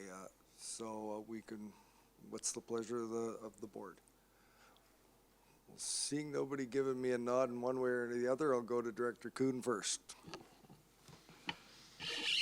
There is a sentence that I don't quite understand, and it's in the section, the key issues and solutions that have been identified, and it's point 5. And that same sentence appears in the letter that was drafted. And it says here, buffers for burning, logging, and chemical use next to residential areas should preserve public perception. I don't quite understand that. Mind you, English is my second language, so maybe I'm a little bit slow on that, but how can you preserve perception? It doesn't make sense in my eyes. To preserve public safety maybe, and it says safety afterwards, or minimize environmental risk, but preserve public perception. Perception of what? What perception is it? Like, how can you preserve perception? Something, it doesn't make sense to me. Maybe I'm wrong, but maybe I'm just... Mr. Carruthers? Yeah, thank you, Mr. Chair. I would have to talk with staff who drafted this. I agree with Director Kuhn that it seems a little out of context. Yeah. So subject to the board approving this to move forward, we would review that and make sure that it was appropriate. Yeah, if that was just in the memorandum here, I wouldn't mind, but it's in the letter as well, and I think that doesn't look too good. Okay, thank you. Thank you. Good catch, Director Yanni DiNardo. Thank you, Mr. Chair. I don't have any forestry in my area, and I just wanted to understand, I myself, I would have more of the agriculture that I'd be really curious about and hope that they do something with that as well. So I just felt that not having forestry in my area, that just going over that and then being clear with the direction for staff, I wanted to just have a look. But if nobody else, if everyone else is fine with that, that's fine with me. So Director Sebring. Thank you, Mr. Chair. I forwarded this report and this letter, this draft letter, to our municipal forester at North Cowichan. We are, of course, a fairly major private landholder when it comes to forestry, but we're not really covered under this act because we're a unique animal. But I asked him to weigh in on this report and did we have any concerns, and he said absolutely not. This was, he didn't quite say it's exactly what he would have written, but it certainly aligns with the perspective that we have on this issue, so I have no issues with this. I just wanted to say that. Thank you.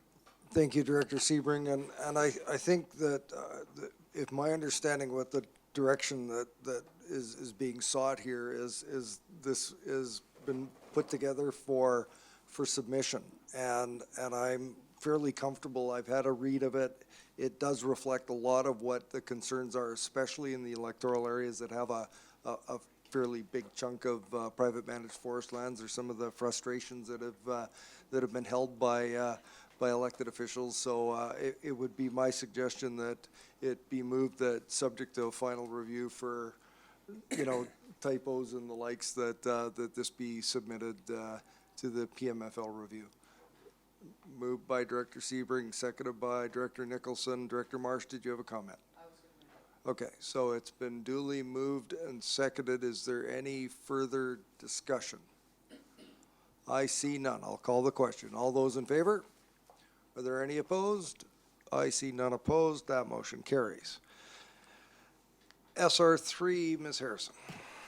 Thank you, Mr. Chair. Item SR3 is the staff report from the Community Planning Division, and it's in regard to local government's Class D licenses and the discussion paper invitation for comments.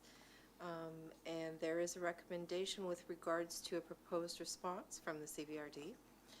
And the recommendation reads that the Ministry of Agriculture be advised that in response to the paper to solicit feedback regarding Class D licenses, the CVRD support the designation of new regions or subregions, which would help Class D and E licensed producers reach markets closer to home by establishing alternative boundary restrictions for sales. Would someone like to move that? Moved by Director Yanni DiNardo, and I'm going to go to Director Nicholson to second that one. And are there any comments or discussions?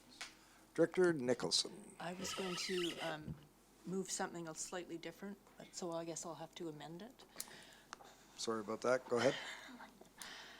I would like to amend the motion to read that the Ministry of Agriculture be advised that in response to the paper to solicit feedback regarding Class D and E licenses, the Cowichan Valley Regional District supports, first of all, removing travel time restrictions for Class E licensed producers. Second, the designation of new regions or sub-regions throughout the province to ensure Class D licensed producers reach markets closer to home by establishing alternative boundary restrictions for sales, and specifically, 3 specifically supports new designations of sub-regions within the CVRD electoral areas in North Cowichan. And I spoke with our senior planner, Coralie, about this, and have had feedback from some of the agricultural community on this, and I think what we need is a little bit stronger. The point of this is to strengthen our recommendation on the Class D and E licenses. So I'm going to turn to staff. I think there's some significant variation in the proposed amendment versus what has been moved and seconded. And I'm wondering if it might be possible for us to get a hard copy for each of us to review, and we'll just move this down a little further in the agenda and come back to it. Does that sound like a path forward for the board? Does that make sense? Do you have the ability to send that to a printer so we can get copies? Shannon has the ability. So I think Director Sebring was going to refer this to later in the agenda. Moved by Director Sebring, seconded by Director McGonigal. Any discussion on the propriety? Seeing none, all those in favor? Are there any opposed? None opposed. The motion carries. Next item would be public hearings, of which there's none. Ms. Harrison, item 13, bylaws. Thank you, Mr. Chair. Item B1, that CVRD bylaw number 4284, security issuing bylaw, fall 2019, be granted first, second, and third reading. Do we have a mover? Moved by Director Acton, seconded by Director Marcotte. Any discussion on this item? Director Sebring. This is about the Chemainus Library. I'm just saying that we're really pleased to see this go ahead. You know, the construction's underway. Now we got to finish borrowing the money to get it done, but good work. Thank you. Excellent. Seeing no other hands, call the question. All those in favor? Are any opposed? Not opposed. The motion carries. Ms. Harrison. Thank you, Mr. Chair. Number 2, that CVRD bylaw number 4284, security issuing bylaw, fall 2019, be adopted. Moved by Director Marsh, seconded by Director Staples. Any discussion on this item? Seeing none, I'll call the question. All those in favor? Are there any opposed? There's none opposed. That motion carries. And just a little point of interest, I went and talked to finance, and apparently if the numbers stay the same, our borrowing is going to be at something like 2.42%, which is such a great rate to be able to borrow to operate our government. So next item, 14, Ms. Harrison. Thank you, Mr. Chair. This is bylaws for electoral area directors only. Item BEA 1, that CVRD bylaw number 4286, South Cowichan Official Community Plan Amendment Bylaw, Malahat Skywalk 2019, be granted first and second reading. Turn to alternate Director Ryan. Move that recommendation. Seconded by Director Acton. Any discussion on this item? Electoral area directors only. Call the question. All those in favor? Are there any opposed? I see none opposed. That motion carries.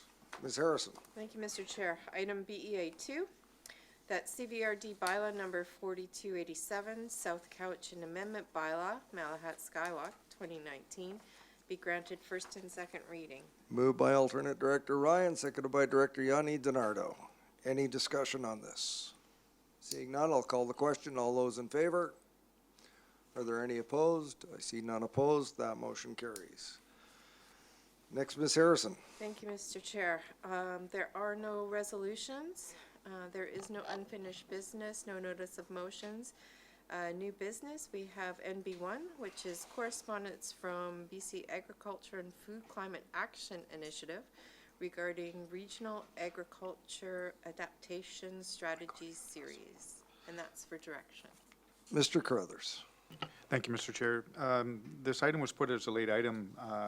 We received this correspondence from the BC Agriculture and Food Climate Action Initiative requesting some participation in this program starting in September, and had asked that it come before our board at the earliest convenience, and we felt, given the 3-week lag between now and the next board meeting, that we would address it today.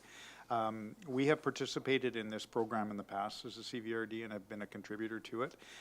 Consulting with staff, it appears that with everything that we have on the go currently, some fairly significant initiatives, staff were concerned that the use of staff's time may not be it may not be worth having staff attend given the other pressing issues. However, we also felt that it was a value to have the CVRD represented in this initiative because it is a fairly high-level initiative. So I'm putting it in front of the directors to consider whether we want to appoint someone from the CVRD board to be an elected official representative on behalf of the CVRD government on this initiative. And as you can see in the correspondence, there's a timeline laid out, commences September 2019, and it appears that they would have the initiative wrapped up by July of 2020, and there's a number of meetings associated with this. So we're putting it in front of the directors or in front of the board for its consideration. Director Yanni DiNardo. Thank you, Mr.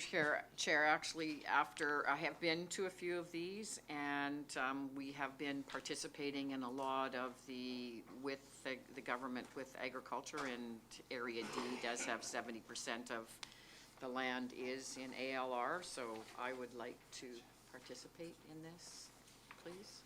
I don't know how many you need or whatever. But Hang on just a second. I'll go to Director McGonigal next. Thank you very much, Mr. Chair. I think it's important, regardless of who is at the table, that someone is there representing the CVRD, whether it's an elected official or staff member. If it is to accommodate more pressing issues within staff time, I think an elected official or two, whatever is appropriate, would certainly be something I would be in favor of. If you need a motion to that effect, I would be prepared to make that. I would accept that motion if you were to make it. I would move that up to 2 directors be appointed to the Agricultural Climate Committee. Just for some clarification, we've got a seconder, but before I accept a seconder, is this the board appoint or the chair appoint? I think given time, are we going to choose them right now? We could do that right now. We'll if I may. Okay, moved by Director McGonigal, seconded by Director Staples, and I understand they're looking. Is this the one that had the looking for electoral area because this same offer is being made to, oh no, that's the other one, sorry. So it's been duly moved and seconded, but we need the names. And at this point, I would like to ask those interested, perhaps to show their interest, if through you, Mr. Chair. Director Yanni DiNardo has expressed an interest, Director Nicholson has expressed an interest, and Director Smith has expressed an interest. Any others? So we've gotten up to 2 and 3 people. How would you recommend we move forward? I could most certainly amend my motion to state 3. Mr. Carruthers, but I'm not sure please. as to what the numbers are. If I can, Mr. Chair, when I was looking at this and considering the potential appointments to this, certainly areas with agricultural activity certainly would be important. Also, the thought of the municipality of North Cowichan. Wasn't aware as a municipality if they had been invited to participate, but the municipality also has agricultural interests as well. But aside from that, in terms of criteria, it's entirely up to the board as to who would participate. So we've got Director Marsh. So can I make a suggestion as to how we might move forward on this? I'd be very comfortable with the appointment of Director Yanni DiNardo as the principal and initial appointee to this, and send her and ask her to make inquiries as to whether or not we could have another member, and then we could discuss a appointment of a second or third if that's possible. I don't know what the board thinks of that, but as chair of the Electoral Area Services Committee, I think that she would be a reasonable choice, and she put her hand up first. So, there would have to be an amendment to the motion that's been made. Director Acton, or pardon me, Director Marsh. You'd stated you'd be. I'm wondering what you just said. You're suggesting we amend the motion so that only one person from this board I goes? understood it to be they were looking for a representative. I see. And Director McGonigal has stated that up to two, and I'm just suggesting that at this point, we send one and find out if there's capacity to appoint another. That's, well, okay, I guess you're right, it's up to, but Just I would on- suggest we appoint one at this point. Director Acton. Well, I I agree, wasn't I quite- agree. I think that Oh, sounds yeah, like a okay. good Yeah, idea. you were asking me. So I think that I was confused, when you said, does anybody else like to, and Mr. Crothers talked about the municipality. I feel quite comfortable that the municipality could contact them and see it. And so Agreed. I'm withdrawing my name, but I would actually recommend that we do send two, and that we send Director Yanni DiNardo and Director Nicholson, because they both have a lot of agricultural land in their areas, and they've, they're often speaking about it, so that would be my suggestion. Can I add that motion now, or do we have to Can you go to the hold two off first? on that until we've heard from other speakers? Director Acton? Well, I think that sounds like a great idea. If Director Yanni DiNardo goes, maybe perhaps Director Nicholson could be the alternate. We all have lots of meetings, so maybe we could just have, a Director Yanni DiNardo could do like a little bit of a teach back to us all and bring back the information to us. Director Sebring? I don't know if this is going to fly, but I'm going to try to amend Director McGonigal's motion to simply say that we appoint Director Yanni DiNardo to this committee. Ms. Harrison, would that be an appropriate amendment to the resolution? Thank you, Mr. Chair. The motion that was moved and seconded is that up to two directors be appointed by the board. You could make an additional motion, it's not an amendment to that one, of a specific appointment, but it wouldn't be an amendment to up to two directors. It could just be one director. So one, then another one, then we still have the original resolution on the books that would allow us to appoint another one at a later date, That correct? is correct. I think that sounds like a fine way to proceed. So, will you hold that? Or hold this. On the original motion, which is to appoint up to two to this committee, I'm going to call the question. All those in favor? Are there any opposed? If there's not opposed, that motion carries. Director Sebring, Now I will move that Director Yanni DiNardo be the first appointment to this committee. is there a seconder? Seconded by Director Wilson. Any discussion? Seeing none. All those in favor? Any opposed? Not opposed. The motion carries. Director Marsh. And I would like to move that Director Nicholson be the second appointment to this committee, and if I get a seconder, I'll say why. You can move that. Is there a seconder? Director Acton. Wait. No. There's two people who put their names up Okay. at this point. So are you seconding that motion? I'll let Director Nicholson second it if she wants. We've, Okay, and if I may say why? speak to the motion. I think that if the Climate Action Initiative on BC Agriculture and Food doesn't want two people, they can let us know. And if they're willing to have two people, I think it's a great idea. They can discuss, maybe they could travel together or not. If someone's not able to go, hopefully the other one will be able to go. And they both have shown, both through their lifestyles and what they've done in the community for decades, their interest in agriculture, and I think I would argue they know a lot more about it than probably many of the rest of us, except I know Director Sebring did grow up on a farm, but we've already ascertained that if North Cowichan wants representation, we can seek that on our own. So I think it doesn't hurt to have the two people, and this group will tell us if that's too many, but I suspect they'll be happy to have them. Thank you. I've got Director, I thought I had Sebring, Acton, and McGonigal. Director Sebring. Sure.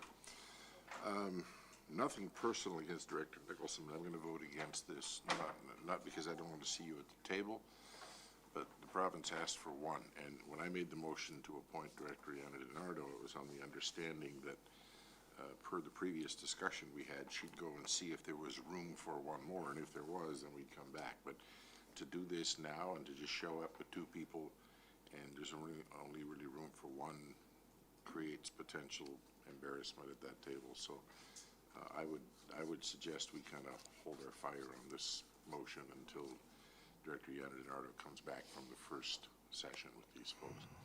Or makes appropriate inquiries about the possibility. Director McGonigal. And I would find it difficult to support this when I saw other hands go up with interest as well, and precluding them for an opportunity of participating would not be in my best interest. Thank you. So everyone's clear what the motion is. I'm going to call the question. All those in favor? The motion is to appoint you. So may I say something? You've already spoken. I'll go to Director Smith first. So Area G, Area H are in the northern section of the CVRD, and there's quite a heavy area for agriculture in that area. Area E and D are very close together. They have similar interests in agriculture. I think it's very important that there also be representation to the north of the CVRD.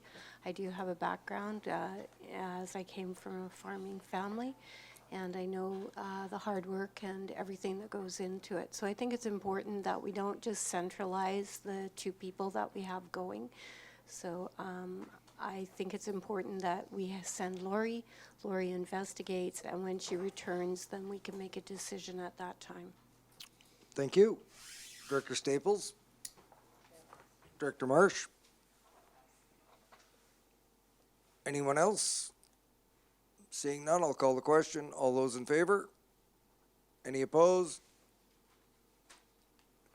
Got enough hands there? Motion defeated.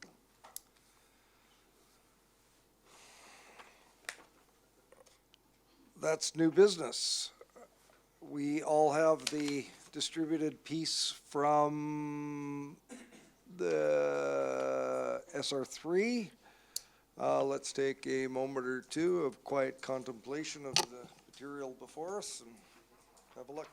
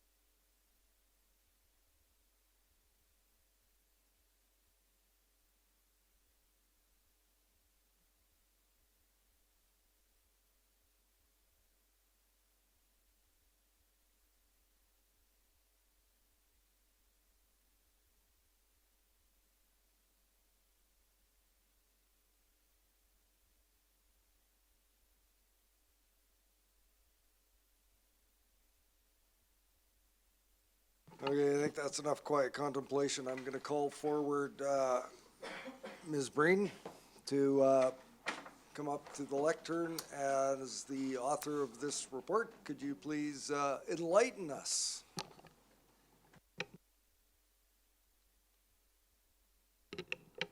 Through the chair, good afternoon. Staff supports the suggested amendments to the staff recommendation. Just for clarity, the actual title of the report or the discussion paper from the province is discussion paper to solicit feedback from local governments about Class D licenses. Although in the body of the discussion paper, they do refer to Class D and Class E. So the amendment is fine. It adds further clarification, but that's why staff entitled the recommendation in terms of Class D, but it does include Class D and E. So staff supports the modification. Thank you.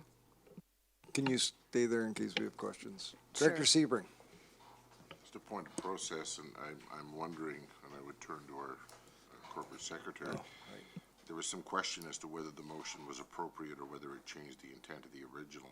I really like the proposed amendment here, and I think just to make things easier, perhaps we want to defeat the original motion from staff report and just go with the SR3 proposed amendment as a standalone motion. Just takes away all the procedural issues. Well, let me just turn to our Deputy Corporate Secretary and ask her what her preferred path forward would be for us. Ms. Harrison. Thank you, Mr. Chair. From this point forward, you've referred the consideration of this report to this point in time in the agenda. There is no amended motion on the floor. There was a motion to refer. Okay. Thank you. So essentially, my understanding is we can just move the SR3 proposed amendment body, and that would be sufficient. Okay. Any other discussion? Director Marsh. I would think that in order for an amendment to get on the floor, a main motion must have had to be made, no? I'm just following the advice of our Deputy Corporate Secretary. I didn't say proposed amendment. I said the body of the wording beneath that. I'm quite confused. But Ms. I bow to Harrison, Ms. help me Harrison. out here, please. Thank you, Mr. Chair.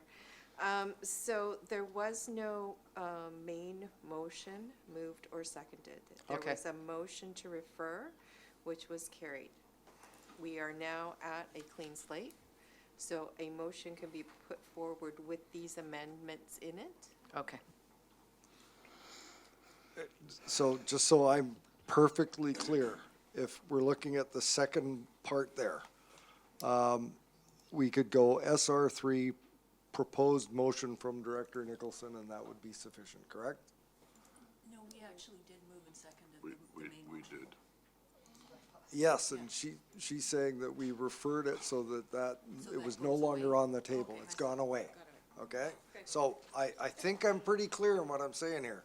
If we just call SR3 proposed motion from Director Nicholson, if that were to be moved, we could have a seconder and we could discuss it.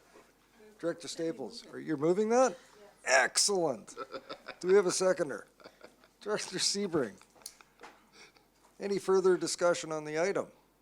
Is everyone perfectly clear? Director Nicholson. Well, I would like to speak to this. Excellent. Please do. The floor Only is yours. because I think it's important that people really understand the issue. And the issue is they changed, the rules around licensing for slaughterhouses back in the 2000s, whatever. And they made it a lot stricter, and you had to have these high classes. And in our region, you have to be an A or a B class. And then if you're an E class, you have to be a long way away from an A or a B. But what's happened is a lot of the small slaughterhouses have gone out of business, and it's concentrated it. And if you're a small-scale farmer, it's exceedingly difficult to get a booking at a slaughterhouse in our region. So I take my sheep to Metchosin, and my chickens, I ended up with 8-pound chickens the other day because I couldn't get a date and at the right time for the right size of chicken.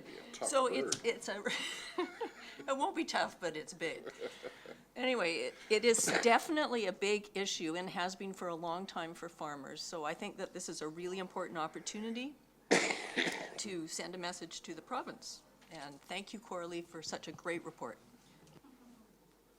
and just jump in, and everything that Director Nicholson is true. I buy my chickens locally, and usually I get 5.5 or 6 pounders, but if they can't get an appointment, they'll be 7 or 8 pounders. So there's a definite need here. This is support our local food security issues and the likes, and this is a very supportable recommendation. And I also want to thank Ms. Breen for really putting together an excellent report in a very short time frame, and thank you for that.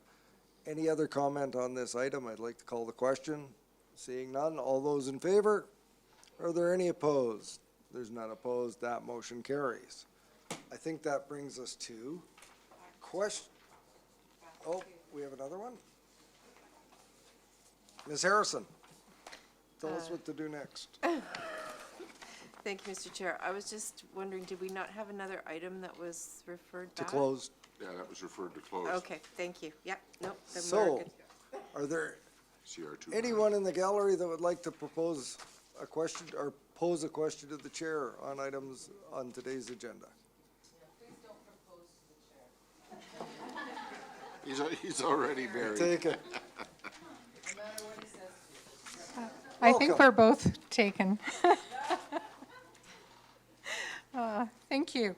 Mr. Chair, some of the things today were a little confusing, not only for the directors, but those of us in the public. I had a question related to the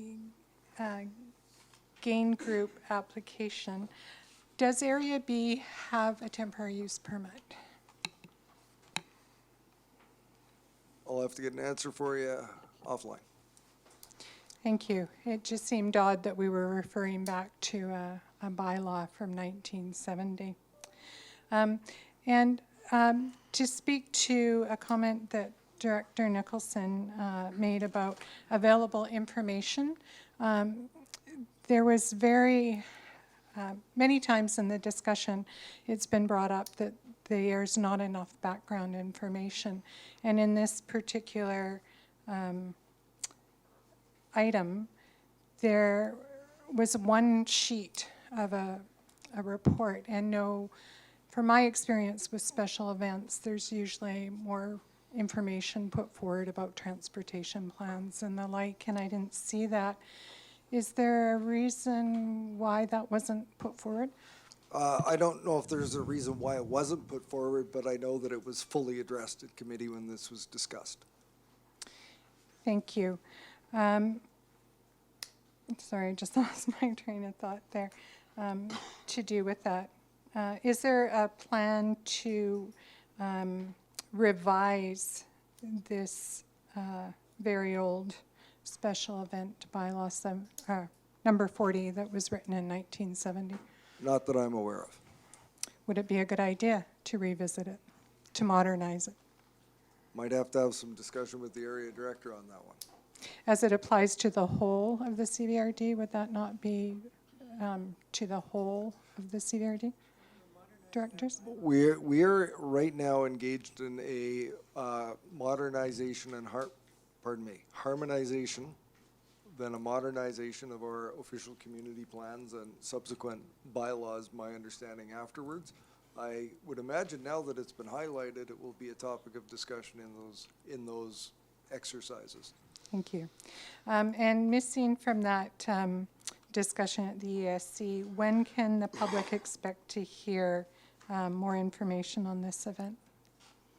I would suggest at this point the event promotion is in the hands of the promoters of the event, and that I'm sure the electoral area B director would be able to provide further information. I don't believe there's any further coming from the CVRD.